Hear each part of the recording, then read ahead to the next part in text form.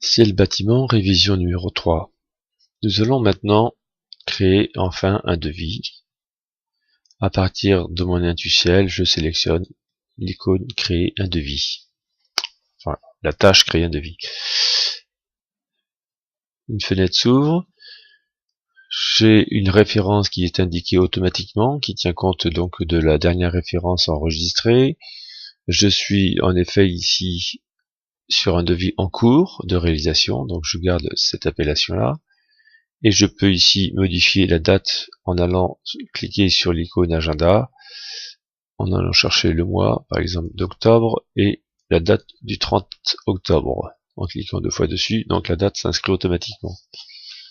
Je vais je peux donc soit chercher un client dans une base de données, mais je vais taper un nom de client. Je ne sais pas s'il existe. Non, en effet, il n'existe pas. Donc, si toutefois donc c'est un nouveau client, par exemple, je vais donc décider de le créer.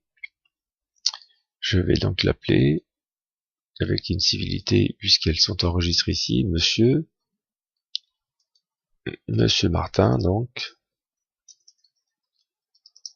Martin.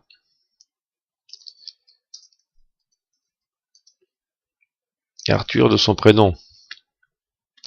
Ce n'est pas encore un client, puisque pour l'instant c'est une proposition que je vais lui faire, donc c'est un prospect.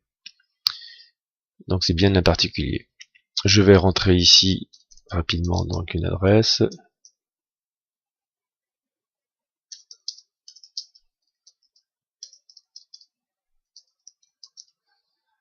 Et un code quelconque. Je rentre un code quelconque et vous allez voir que aussitôt le logiciel me trouve le code postal, enfin la ville correspondante donc au code postal que j'ai entré. Je valide pour l'instant ce client. J'aurais pu évidemment rentrer d'autres indications dans sa fiche. Je valide mon client. Je vais maintenant ici taper une description du devis que je vais donc lui proposer.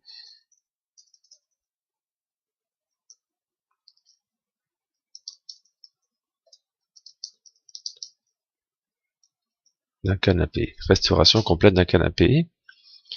Je n'enregistre pas, ou je peux enregistrer si on le veut, mais en tout cas je ne valide pas, puisque je vais remplir maintenant le corps du devis, le corps de texte du devis. Je peux ici choisir, souvent sur les onglets qui sont indiqués ici, donc si je veux créer une tâche, enfin non, ce n'est pas une tâche, c'est un regroupement de tâches en fait. Ici, donc je vais avoir un article, un ouvrage ou du texte. Voilà, donc à chaque fois les bases s'ouvrent automatiquement. Ici donc je vais intituler cette tranche, plutôt on n'est pas sur une tâche, on est sur une tranche. Donc restauration, un canapé, Louis XV, puisqu'on a cette précision. Je n'ai pas à modifier la quantité, pour l'instant c'est une quantité. Par contre ici, je vais décider que mon taux de TVA est à 19,6. Plusieurs solutions donc pour remplir ce corps de devis. Je peux en effet ici taper soit une référence, ou autrement, ici, taper un texte qui sera donc positionné juste en dessous. Restauration complète. Un texte libre donc, qui viendra donc s'afficher sous ma première tranche d'un canapé Louis XV. Voilà. Maintenant, je vais ici choisir si je décide d'ouvrir la base article ou la base ouvrage. Je vais donc plutôt ouvrir la base article.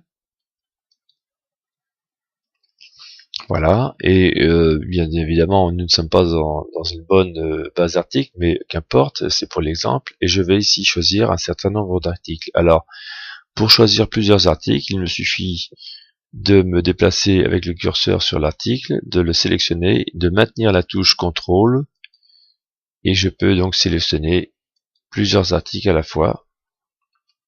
Je valide. Et voilà, mes 3 articles donc sont directement affichés donc sur mon devis. Bien évidemment, je vais pouvoir modifier directement ici la quantité pour chacun des articles. Voilà. Mais je peux aussi modifier le prix particulier de cet article ici. Par exemple, nous sommes donc sur la grille renfort en PVC. Voilà, donc je disais que nous sommes ici sur la grille renfort PVC. Et nous allons maintenant, je vais vous indiquer ici, cliquez sur cette fenêtre, ou cette icône info, qui va donc nous donner, vous voyez, le prix de vente. Voilà, le prix de vente ici de l'article qui correspond bien au prix de vente que nous avons ici. Je peux maintenant modifier ce prix de vente en modifiant par exemple le déboursé sec. Imaginons que je viens d'apprendre que cet article a subi une petite augmentation ponctuelle, on va dire. Donc 8,20 €.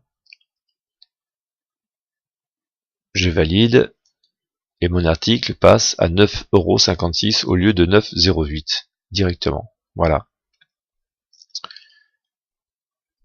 Il faut bien faire attention que lorsqu'on modifie avec l'icône info, nous avions modifié uniquement le prix de l'article dans ce devis. Si je retourne sur ce devis maintenant, sur cet article, pardon, et je vais chercher maintenant sur cette icône là la fiche qui correspond à ce devis, à cet article, pardon, vous voyez que mon prix est toujours de 9,08 €, puisque c'était le prix que nous avions auparavant.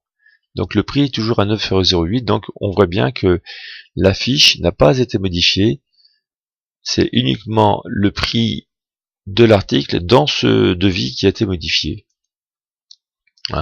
Donc la fiche n'est pas modifiée. Voilà, donc nous avons cette petite sauvegarde automatique qui nous rappelle de bien enregistrer notre devis. Voilà. Je vais maintenant vous montrer comment modifier durablement donc une fiche avec cette icône donc que je vous avais indiqué tout à l'heure.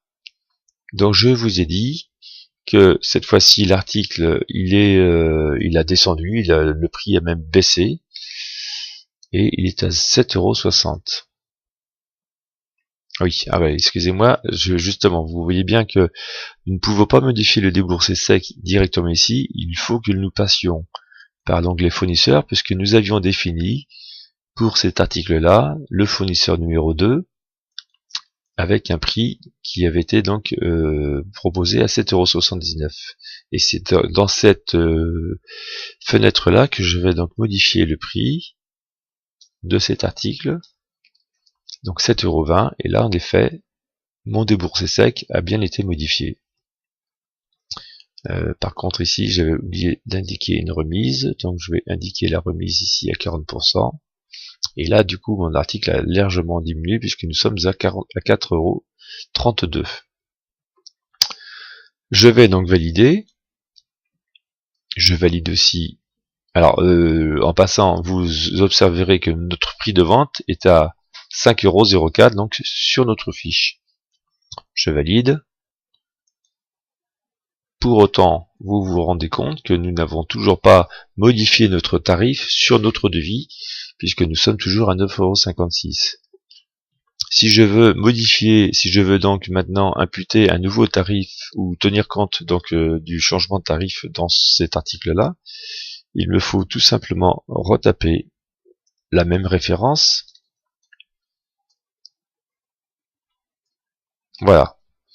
Et vous observerez que pour la même référence, j'ai donc ici un prix modifié de 5,04 €. Donc je vais remettre ici la quantité 5, et bien évidemment, je vais maintenant ici supprimer cette ligne puisqu'elle n'est plus d'actualité.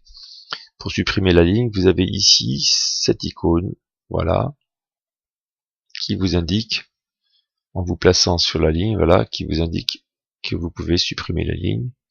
Et voilà, la ligne a été supprimée. Et nous avons donc bien notre nouvel article ici à 5,04 €.